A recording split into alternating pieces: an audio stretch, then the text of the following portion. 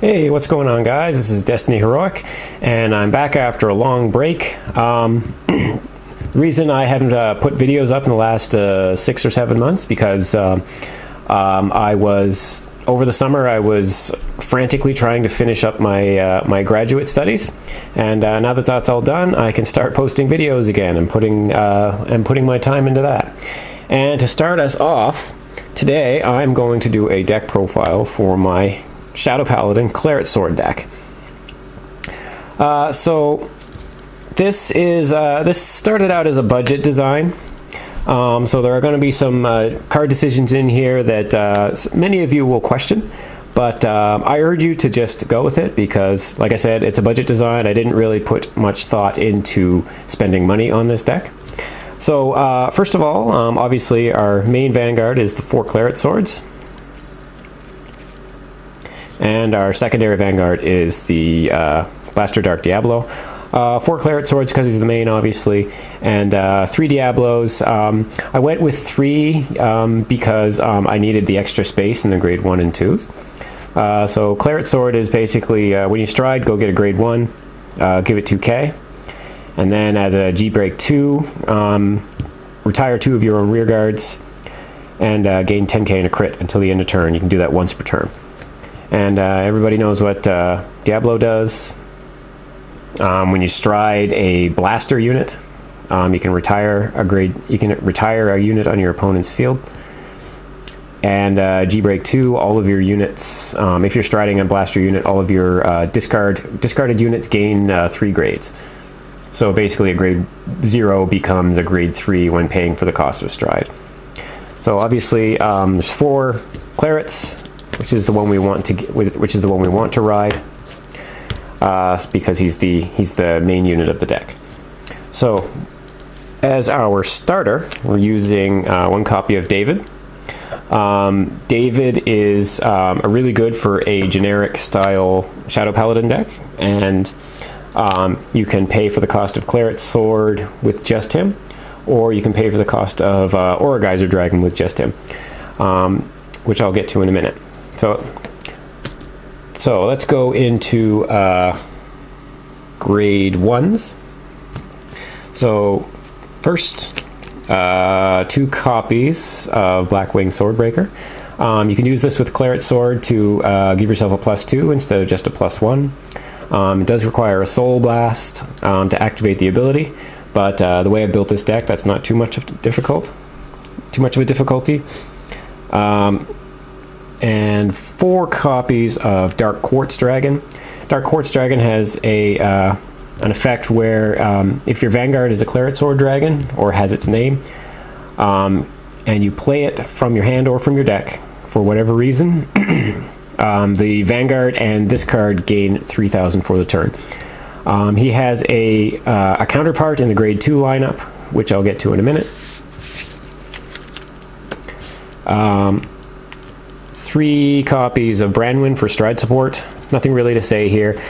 Because I'm running Claret sword and I really want to ride him over anything else, it's important to be able to have access to these guys, not just for the stride support, but for fixing your rides so that you can actually get on Claret sword when it looks like you might have to ride Blaster Dark. I am using 2 copies of the Ren deck Karen, because during at least 2 turns during every game you'll be riding Blaster Dark Diablo, or sorry, Phantom Blaster Diablo, and because he has Blaster in the name, that will activate this card's effect, which is it counts for 2 tributes, 2 sacrifices when you're activating Blaster ability. So what's really useful is you could stride into a Diablo unit, use the Claret sword skill to go and get this, and then you immediately have 2 out of the 3 units you need to sacrifice. And he does have a search skill for the Blaster Dark Diablo, but we're really not interested in that because this is a Claret sword deck. And finally, 4 perfect cards. These are the Ren trial deck perfect cards. The reason I'm using these is A, because like I said, this is a budget deck, so I didn't really invest in the set 3 to try to find the Karma Collectors, but this is a useful card because it helps you cycle through the deck, especially if you haven't drawn into a Claret sword yet, or you need to draw into some extra stride fodder. So for grade 2s, I'm using 4 copies of Balberith, which is just the 12k attacker for generic Shadow Paladins.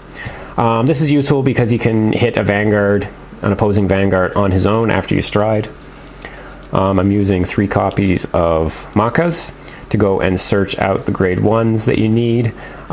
You can use it to go search out a Karen if you need it, or a Swordbreaker if you want to add some more cards to your hand. And the final grade 2 I'm using is our 4 copies of Dark Pride Dragon. This is the counterpart for Dark Quartz Dragon. If he's retired for a skill by a Vanguard with the name Claret Sword Dragon, so that'll be your grade 3 or 4. You search your deck out for a Dark Quartz Dragon and then countercharge 1. So this is really useful in managing your counterblast because this deck is pretty consistent. It consistently uses at least 1 to 2 counterblast per turn.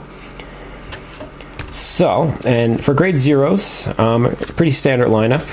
4 of the new Claret Sword themed critical trigger.